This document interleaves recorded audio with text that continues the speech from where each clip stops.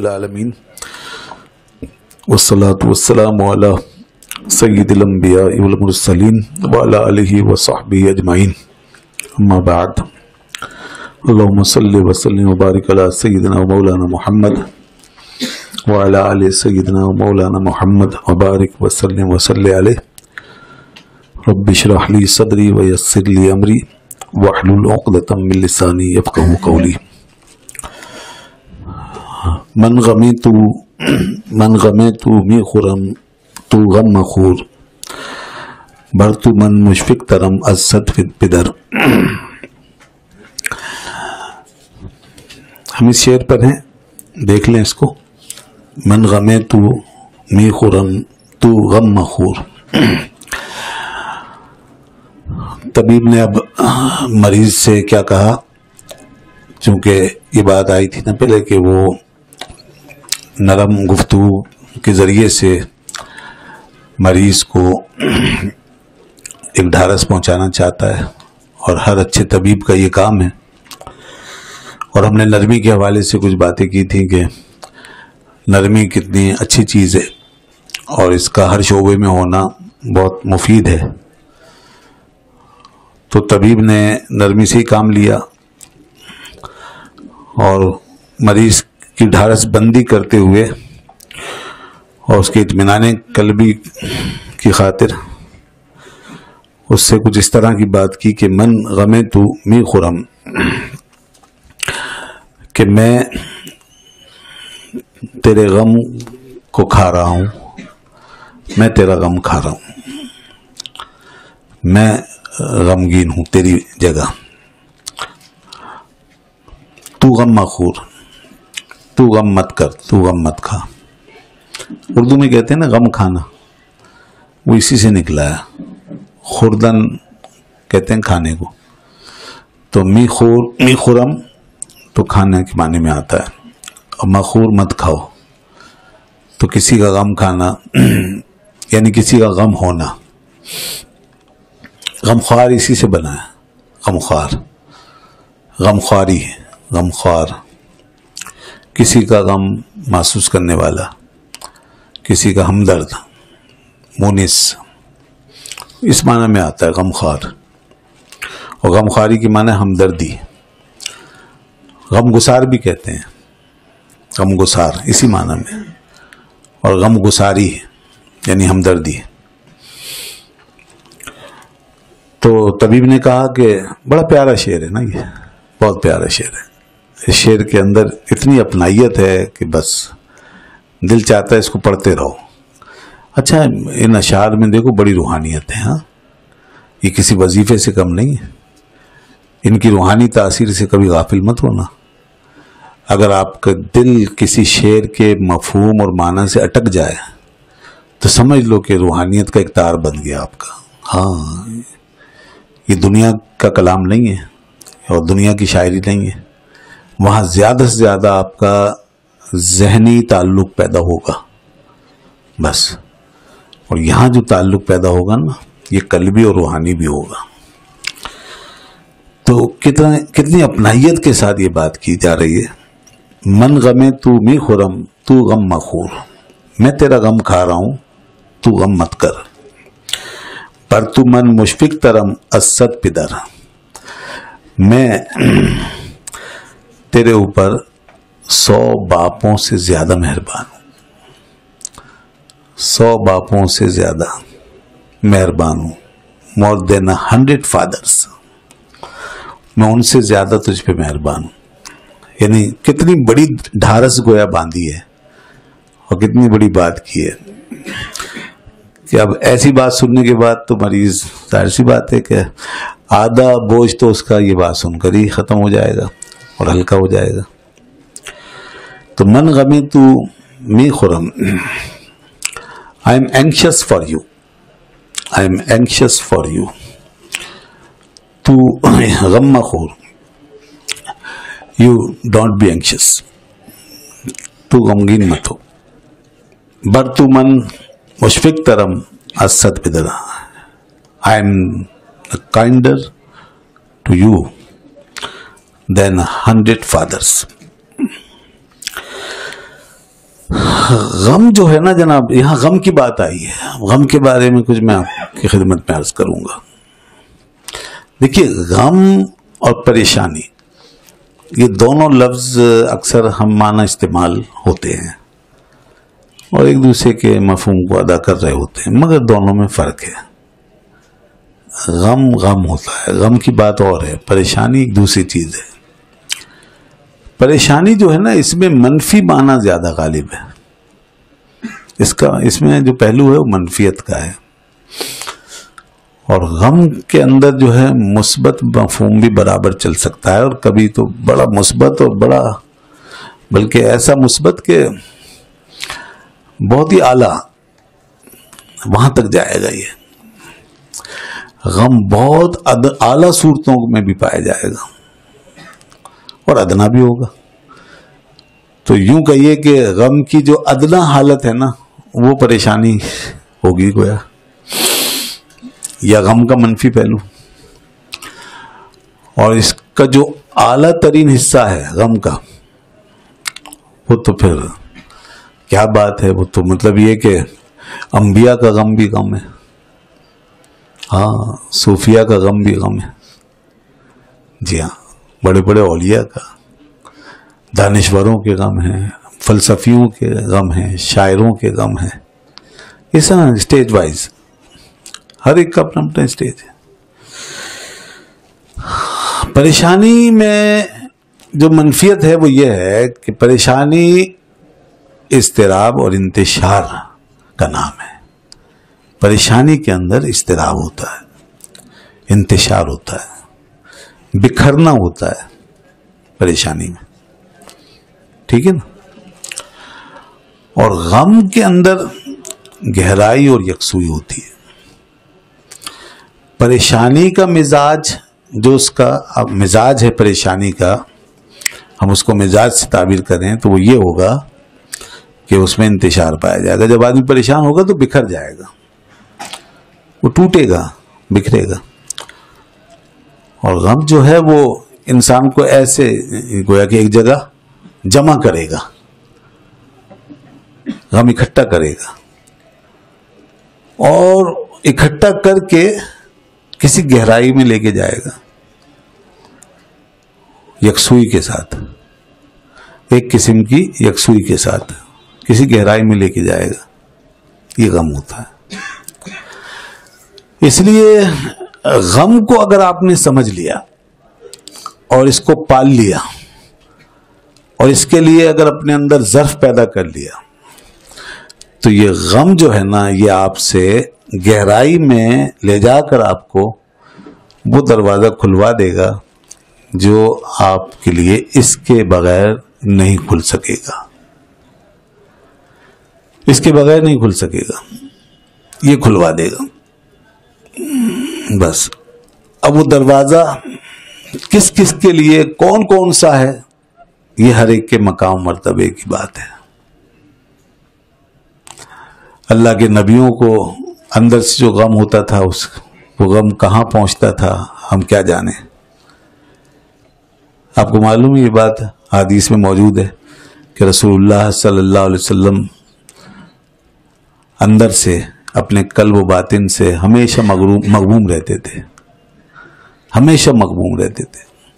رسول پاک صلی اللہ علیہ وسلم کے اندر ہر وقت ایک غم تھا، اور اوپر سے ہمیشہ مسکراتے ہوئے چہرے کے ساتھ ملاقات فرماتے تھے.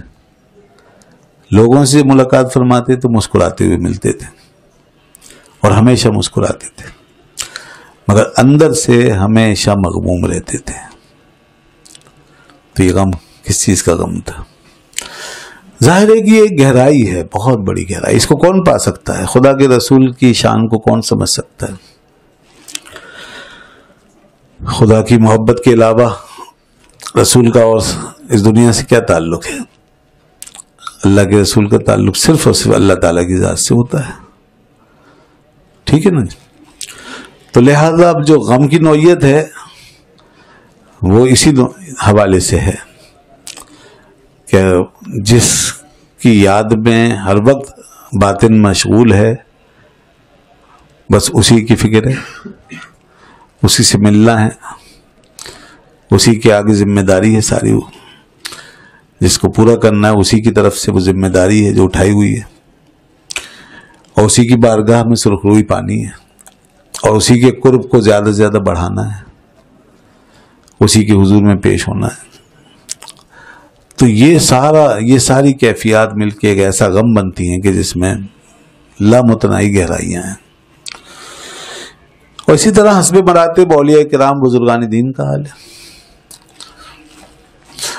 اور اس کے بعد آگے آئیے تو شعراء جو ہیں ان کے یہاں بھی غم کے حوالے سے بہت کچھ ملتا ہے۔ غالب کا باقاعدہ ایک وہ ہے، نفسیات غم کے حوالے سے غالب پر پوری تحقیق ہوئی ہے، یعنی غالب کی نفسیات غم، اس پر کتاب بھی لکھی ہوئی ہے، اسی نام سے کسی صاحب نے کتاب لکھی ہے، غالب کی نفسیات غم۔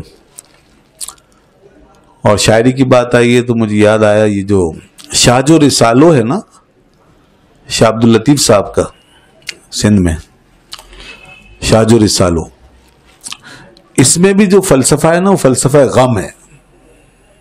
شاہ و رسالو کا جو فلسفہ ہے وہ فلسفہ غم ہے، تو غم کی بات کی گئی ہے۔ تو بھائی غم جو ہے نا یہ زحمت نہیں ہے، یاد رکھیں۔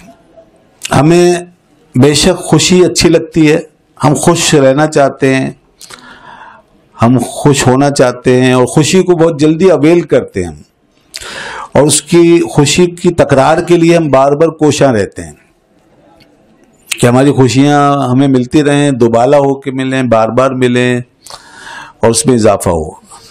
تو یاد رکھنا کہ یہ جو خوشیوں کے پیچھے انسان کی دوڑ ہے نا، یہ دوڑ جو ہے یہ بڑی سطحی قسم کی گویا کہ زندگی ہے۔ جو لوگ گہرائیوں میں جانے والے ہیں نا، حقائق تک پہنچنے والے، وہ خوشیوں اور لذتوں کے پیچھے نہیں بھاگتے، وہ اپنے اندر کسی نہ کسی غم کو پالتے ہیں، اور غم کے ساتھ اپنے آپ کو باندھ کر پھر اس کے پیچھے پیچھے چلتے ہیں۔ تو جب وہ اس کے پیچھے چلتے ہیں تو ان میں یکسوئی بھی آتی ہے اور گہرائی بھی آتی ہے، اور پھر جا کے وہ ایسی چیزیں پا لیتے ہیں، وہ معانی، وہ علوم، وہ علم و عرفان، حکمتیں، دانائیاں، بصیرتیں، وہ پھر ان کے اوپر کھل جاتی ہیں۔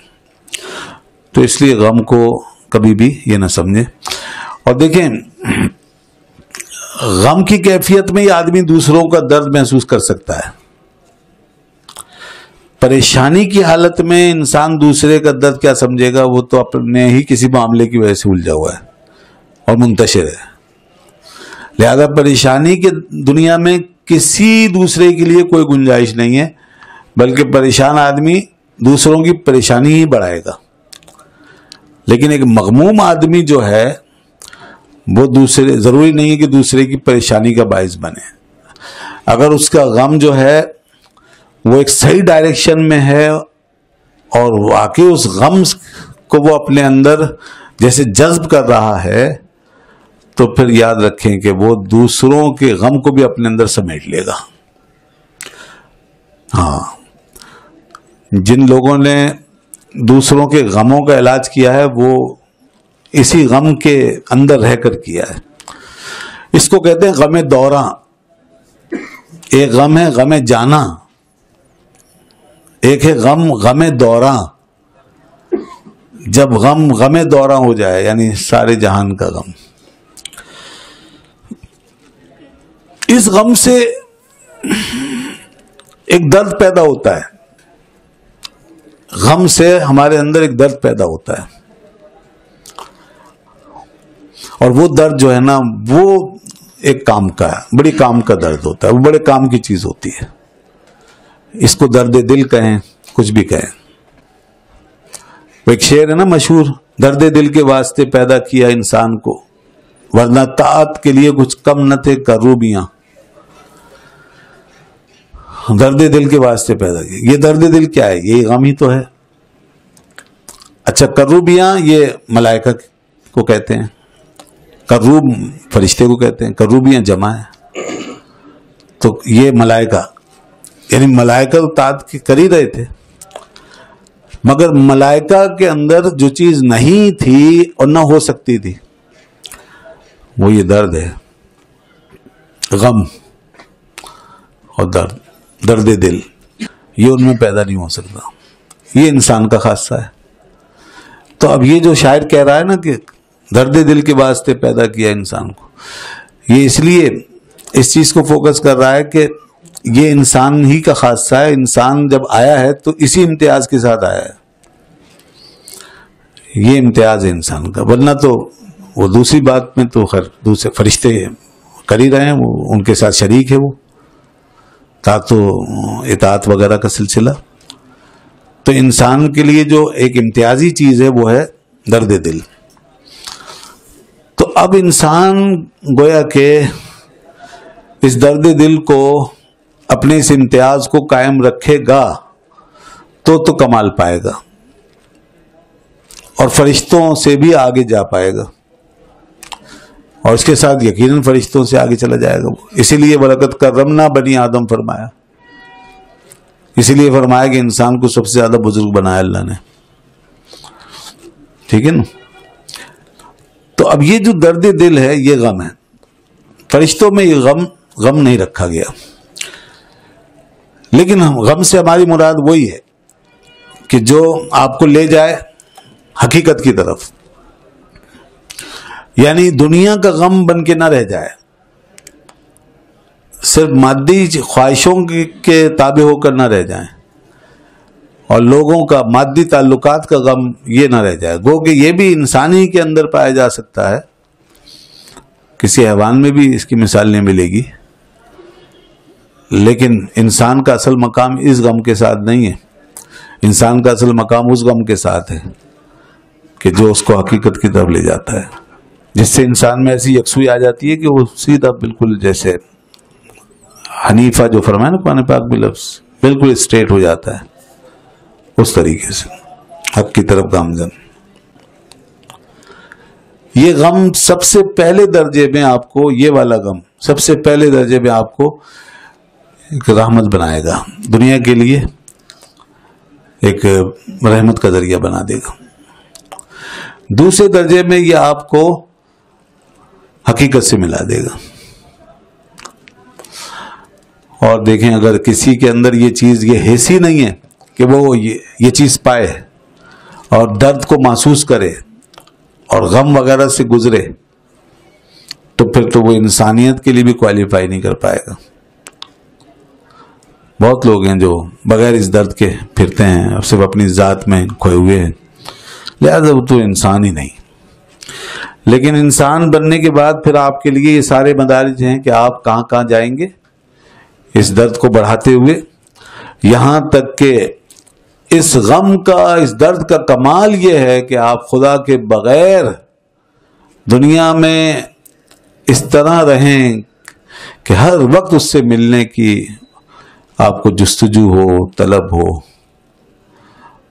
ہاں، اور اس اپنی جدائی کے اس صدمے کو ہر وقت اپنے ذہن میں سما کے رکھیں کہ خدا کی ذات سے میں دور کیوں۔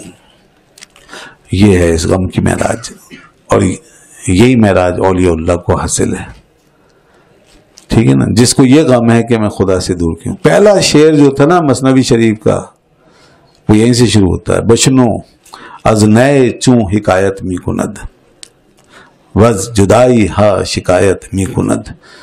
یہ بانسری جو ہے اس کو سنو، یہ کیا کہہ رہی ہے، کیا حکایت بیان کر رہی ہے، یہ اپنی جدائی کا رونا رو رہی ہے۔ تو جناب یہاں پر ہمیں سوز چاہیے، اور دنیا جو ہے وہ ساز کی دیوانی ہے، جبکہ کام جو بنتے ہیں انسانوں کے وہ سوز کے ذریعے بنتے ہیں۔ سوز یہ اندر کا وہ ساز ہے، گویا دل کا ساز جو ہے وہ حقیقت میں یہ ہے وہ سوز۔ جب آپ کا دل جو ہے نا وہ اندر سے کچھ سنا رہا ہو، اور کوئی کسی کو یاد کر رہا ہو اور کسی کے لیے تڑپ رہا ہو، تو یہ جس کو سوز کہتے ہیں، یہ ہمارا حقیقی ساز ہونا چاہیے۔ اور وہ جو ساز دنیا جس کو لے کر کے صرف کانوں کی لذت حاصل کر رہی ہے، تو وہ محض ظاہری لذت ہے اور اس کے اندر کچھ بھی نہیں ہے۔ تو اس لیے جناب یہ سب غم کے حوالے سے کچھ باتیں تھیں، بہرحال آگے چلتے ہیں۔